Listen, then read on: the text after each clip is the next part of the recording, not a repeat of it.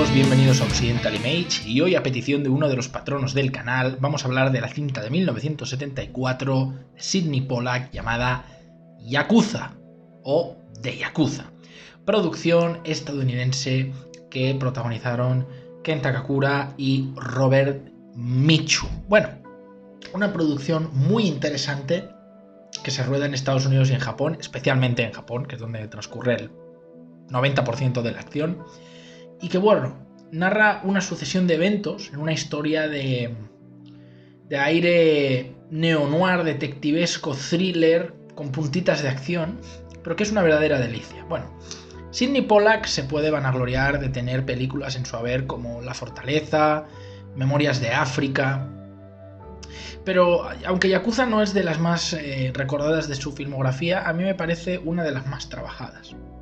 Además que demuestra en esta película por qué Robert Mitchum, junto a John Wayne y Bogart, era uno de los mejores actores en aquellos años para ser el típico tío duro. Bueno, aquí ya es en los 70, pero sí uno de los mejores actores norteamericanos para ser el clásico tío duro, ¿no?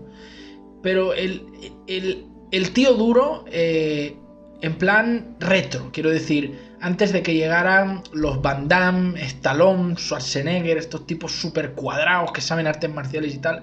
O sea, que no hacía falta esa figura del hombre masculina, que incluso el tipo podía tener un poquito de panza, ¿no? Y estar medio calvo, pero aún así ser un ferviente representante de la mejor masculinidad, ¿no? Especialmente en cuanto a valores occidentales. Robert Mitchum aquí está que lo borda, Ken Takakura también, por supuesto, pero cada uno representa de hecho perfectamente las mayores virtudes del registro occidental y oriental del hombre, uno norteamericano y otro japonés. Y bueno, ¿de qué va esta película?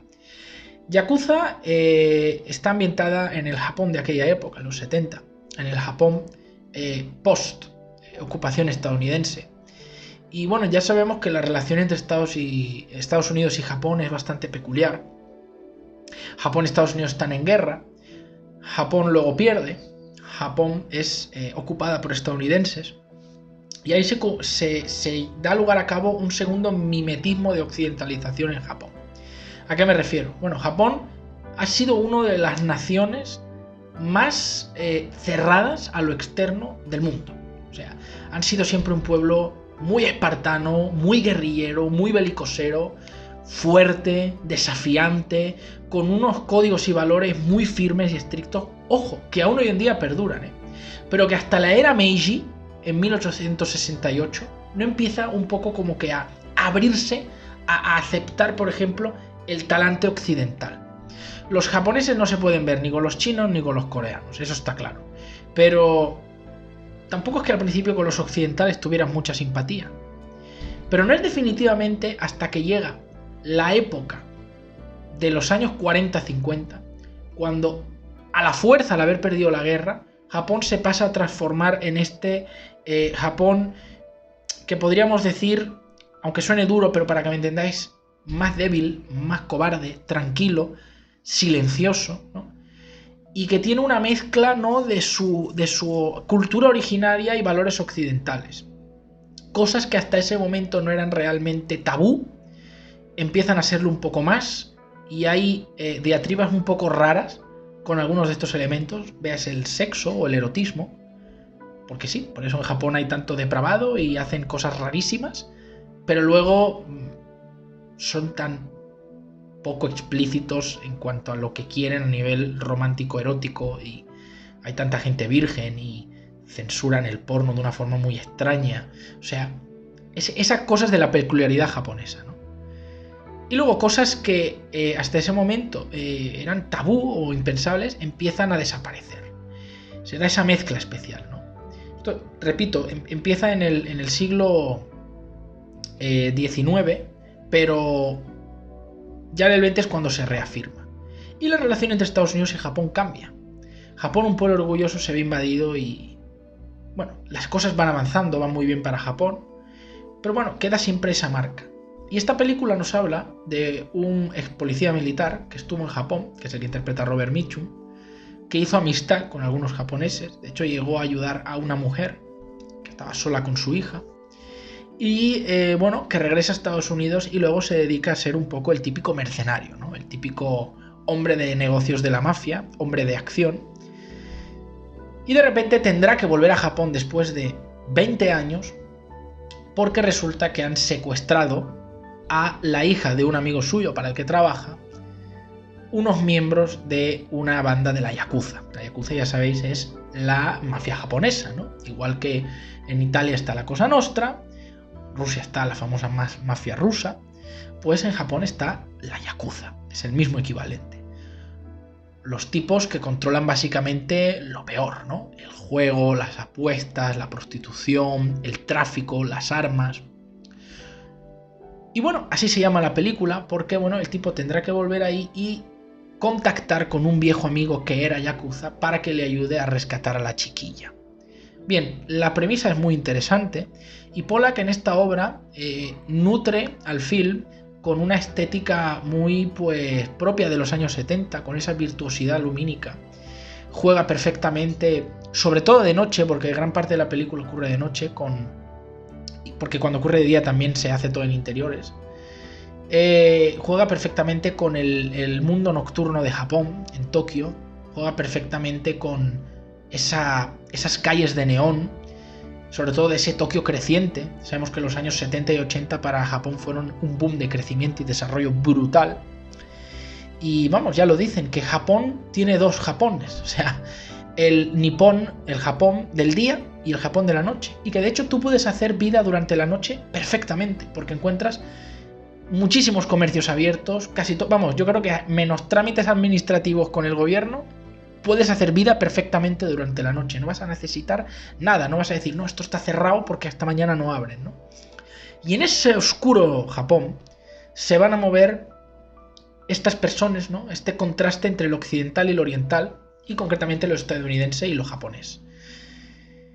La película tiene una estética absolutamente exquisita. Es una de las películas que visualmente más me gustan de los años 70. Posiblemente la que mejor lo hace de Sidney Pollack, a nivel fotografía, quiero decir.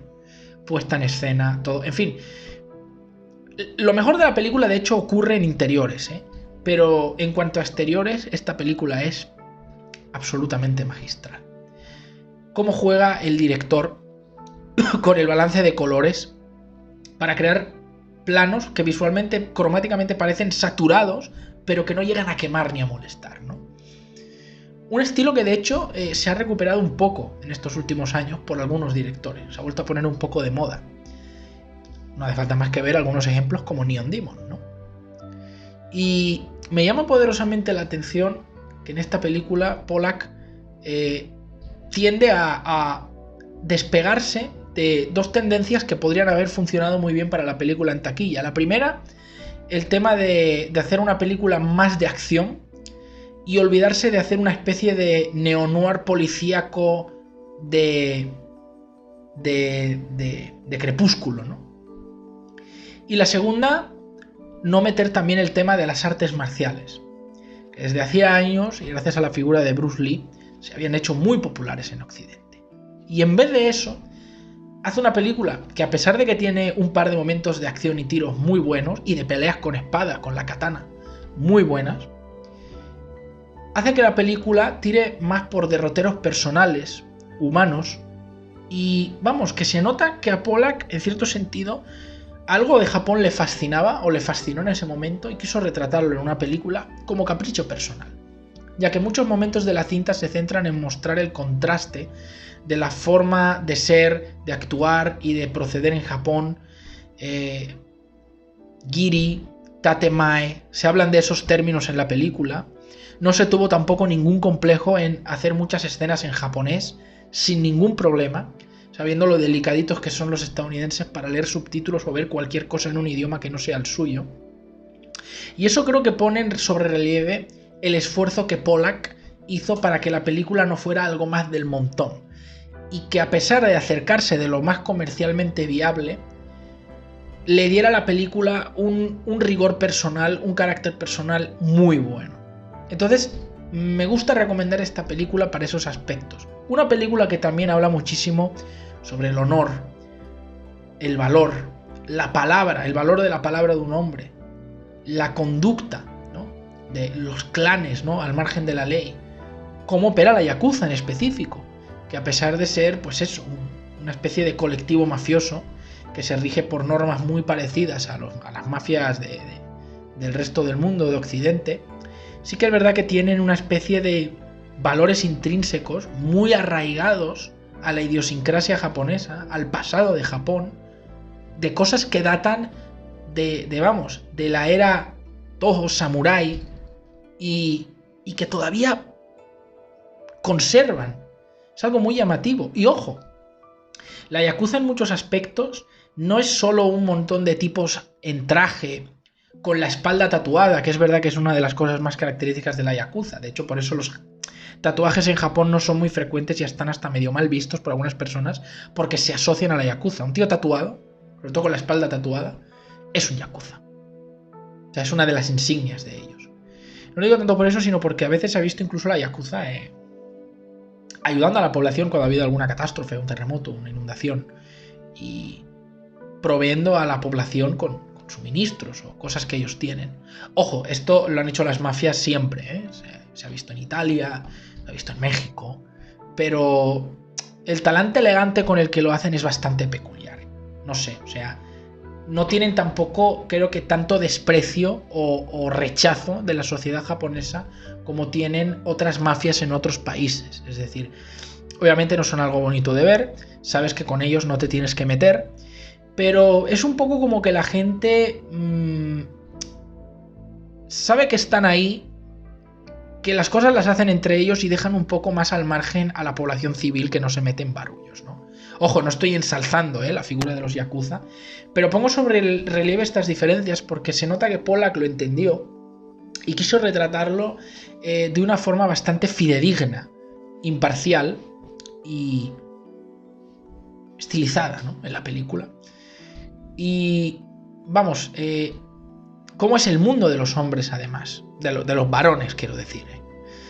Es una de las mejores películas que lo ejemplifica. Los códigos de valor, o sea, de verdad, ¿qué nos pasa, no? O sea, a veces tiene más valor la palabra de un yakuza, de un criminal, de un mafioso, de una persona que está al margen de la ley, que la de una persona común y corriente hoy en día, que la de un político o un empresario. A veces ya ni hablemos. O sea, hemos llegado a un punto en el que si no ponemos las cosas por firmado en un papel ante notario o abogado, la palabra de una persona no vale nada. Todo cae en saco roto. Cada vez la gente es más recelosa de todo y solo compromete algunas cosas o fía algunas cosas a los más allegados porque no te puedes fiar de casi nadie. Y coño, esta película es una especie de bofetada, sobre todo en el mundo de hoy, 2020, 2021. Una bofetada de realidad que te recuerda hasta el punto al que hemos llegado, ¿no? Y es bastante triste, ¿no?, ver el contraste de aquel mundo de antaño y el de ahora. Vale que el caso de Japón es bastante más crítico porque es una sociedad muy recta, muy firme, muy disciplinada, obsesionada con el trabajo, el deber, el honor, el respeto, el adular, el no decir no, el seguir siempre protocolos, líneas de conducta, valores, pero joder, te puedes dar un canto en los dientes que esto lo podríamos ver escenificado en otro país y estarías diciendo lo mismo. La película tiene una factura técnica buenísima, tiene unas interpretaciones especialmente de Takakura y de Michu brutales, la puesta en escena, la banda sonora, la fotografía, en fin, es genial y el guión es francamente bueno, siendo para una película de los años 70, que a veces las películas que ya tienen pues tantos años pueden envejecer mal. No es el caso de Yakuza. Es una película que, sobre todo para los amantes de todo lo oriental, de aquello que hay en Japón, es una visión obligada. Y es una película que, bueno, se codea mucho con el estilo que tenían en aquel momento o posteriormente o anteriormente directores como, yo que sé, Lumet o Friedkin o no sé, estos autores. La recomiendo ampliamente, sobre todo para los que os guste un poco este rollo cine negro, este rollo policíaco con aire clásico. Y decir que, vamos, esta película ha sido tremendamente influyente en algunos artistas como por ejemplo Quentin Tarantino, que sin dudas bebe muchísimo de esta película para su filmografía y concretamente para la película de Kill Bill, especialmente en la escena final. Si veis el final de Yakuza entenderéis por qué. Obviamente sin tanta sangre, no nos flipemos, pero entenderéis por qué. Es decir, es una película que se puede quedar en que es un rollo de pelea de mafias con unos tiros, pero es mucho más que eso. Y el final de la película es uno de esos finales verdaderamente bonitos, que te habla del valor, del honor y del respeto entre hombres, entre hermanos, con lazos más allá de la sangre. Hombres varones, quiero decir, machos de verdad. Una película absolutamente imperdible y con muchos momentos destacables que además sirvieron en aquellos años para abrir un poco la mente del público occidental y estadounidense a lo que era este peculiar país que es Japón. En fin, si os ha gustado la reseña, sabéis, dadle like, compartid el vídeo, suscribiros si no lo habíais hecho, comentarios, que vuestros comentarios eso excita, ayuda al algoritmo, ayuda a posicionar mejor mis vídeos, a que os lleguen más notificaciones cuando subo algo, publico algo. Y si queréis pedir alguna reseña, acceder a ventajas exclusivas y ayudarme en definitiva a que siga haciendo esto, pues tenéis aquí abajo el link a Patreon, el link a PayPal y el botón de unirse. Muchas gracias y nos vemos en la próxima.